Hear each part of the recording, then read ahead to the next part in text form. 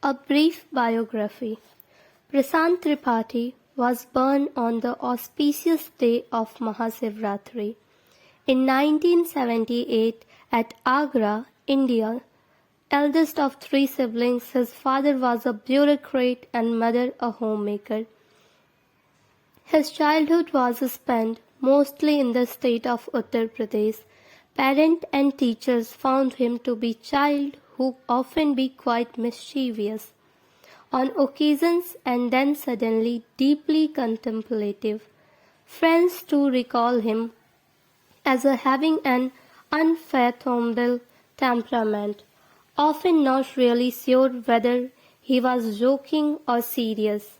A brilliant student, he consistently topped his class and received the highest commendations and prizes possible to a student.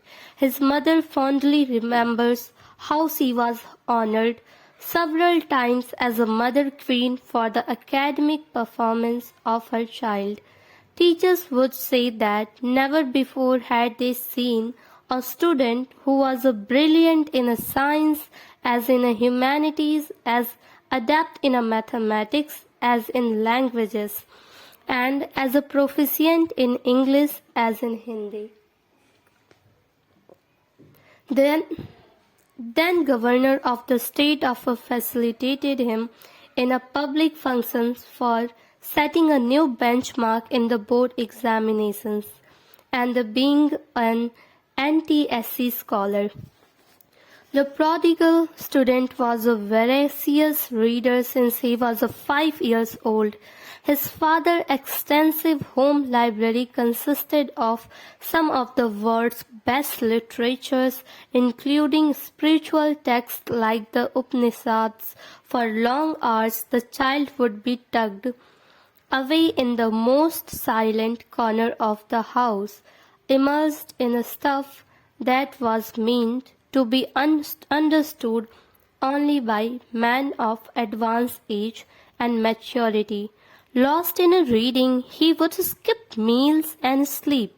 Before he had turned 10, Prashant had read almost everything in the father's collections and was asking for more.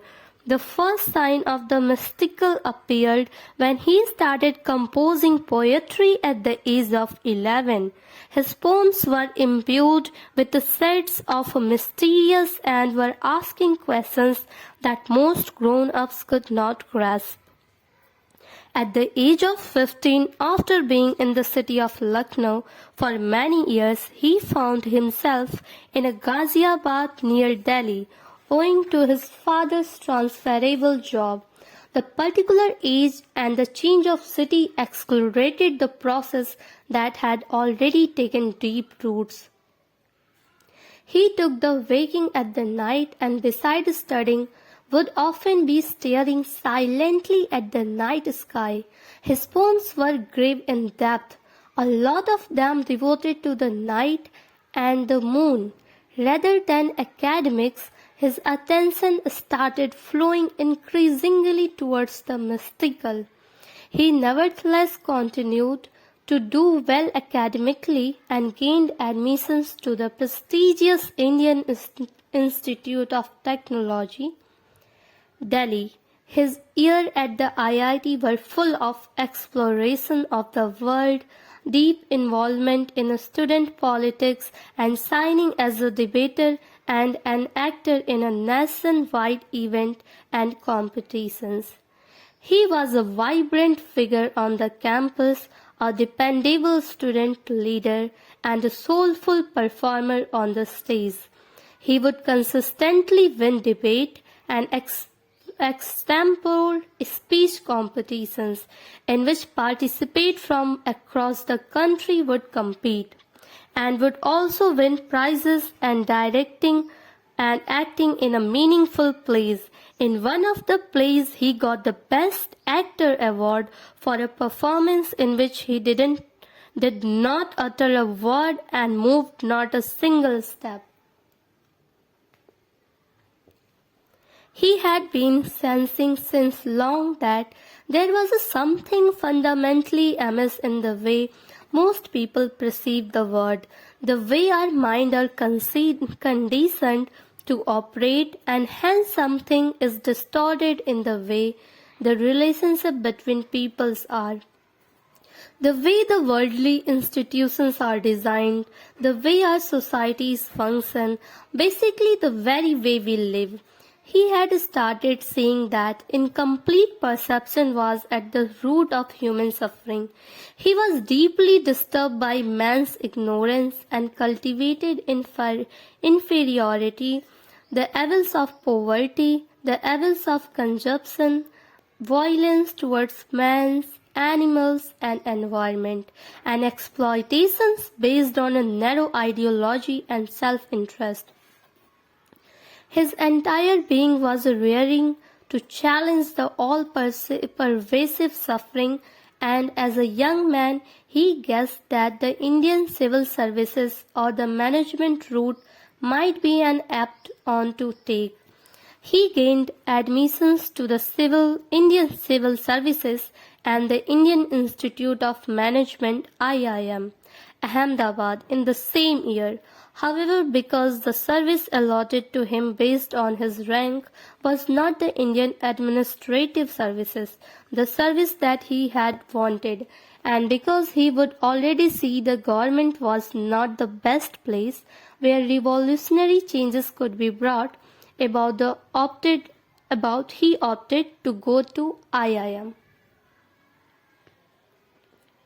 The 2 years at IIM were obviously rich in academic content he absorbed, but he was not the one who would confine himself to slogging for the grades and placement, as in the norm in this convented institution. He would regularly spend time teaching kids at NGOs that operated in a slum close to Gandhi Ashram, and would also teach mathematics to graduates to earn to spend at the NGO. Beside his angst, the human ignorance expressed itself through theatre. He took up plays like Khamos, Adalat Jari Hai, Rhinoceros, Pagla Ghoda, and The Night of January 6th, and directed them beside acting in them. At one point, he was directing 2 parallel plays. The plays were performed in IIM auditorium to packed audience from within and outside the city, in the profit-centered and self-interest-driven atmosphere of the campus. He had found himself an outsider. These existentialist and rebellious plays helped him event out his anguish and also prepared him for the bigger stage ahead. The next 5 years were spent, as he put in, the wilderness. He describes his period as one of the particular sorrow, longing and search. Looking for a piece of sanity in the corporate world, he kept switching jobs and industries. To gain composure, he would take time off and be away from the city and work. It was increasingly becoming clearer to him that what he wanted to do and what was crying out be expressed through him could not happen through any traditional route. His reading and resolve intensified, and he designed a leadership course for postgraduate and experienced professionals based on wisdom and spiritual literature. The course was floated at some reputed institutions.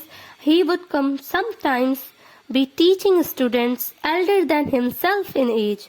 The course was a success, and the way started becoming clearer to him. At the age of 28, he bid goodbye to corporate life and founded Advait Life Educations for a creation of a new humanity through intelligent spirituality. The method was to bring a deep transformation in human consciousness. The initial audience chosen was a college student who were offered self-development courses. Wisdom from ancient literature was taken to students in the form of simplified text and engaging activities. While the work of Advaita was great and gained appreciation from all and sundry, there was great challenge as well. The social and academic system had conditioned students to study just clear examinations and to have a degree to secure job. The self-development educations, the education of the beyond life educations that Advaita was attempting to bring to the student was so new and so different from everything that they had ever read or experienced that it would often lead to indifference towards Advaita courses and sometimes even hostility from the system. Often even the management body of the colleges and the parents of the student would totally fail to grasp the utter importance of immensity of what Advaita was courageously trying to do.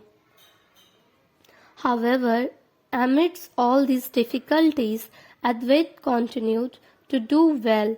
The mission continued to expand and is touching and transforming thousands of students. Around the age of 30, Acharya Prashant started speaking in Samved or clarity sessions. These were in the form of open discussions and critical life issues.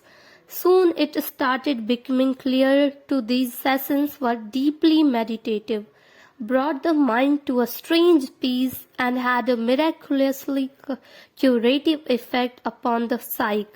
Acharya Prashant's voice and videos would be recorded and uploaded on the internet, and soon a website too was developed to publish his writing and transcriptions of his talks. Around the same time, he started organizing self-awareness camp.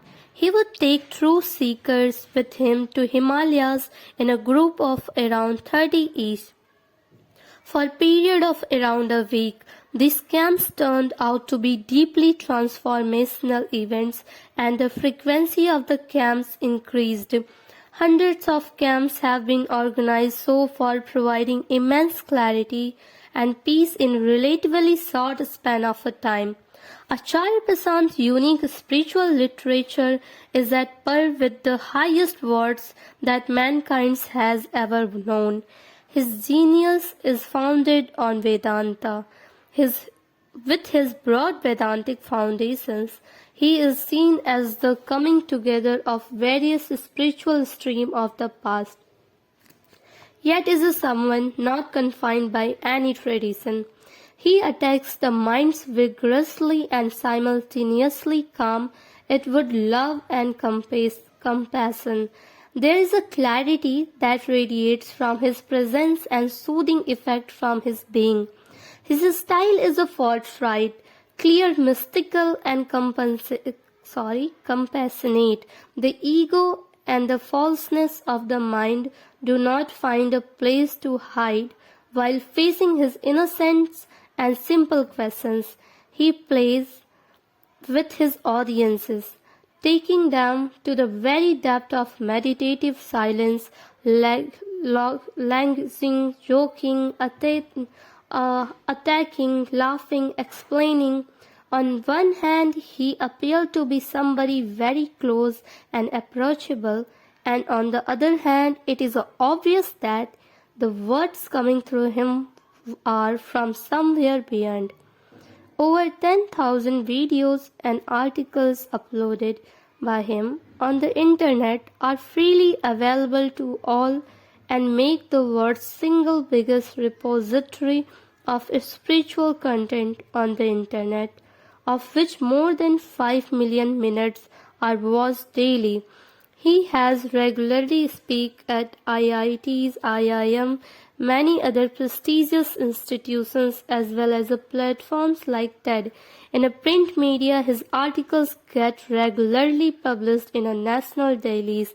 His discourses and interviews have been broadcasted via national TV channels too. Today, his movement has touched the lives of tens of millions of individuals through his direct contact with people and through various internet-based channels. He continues to bring clarity to all. Thank you.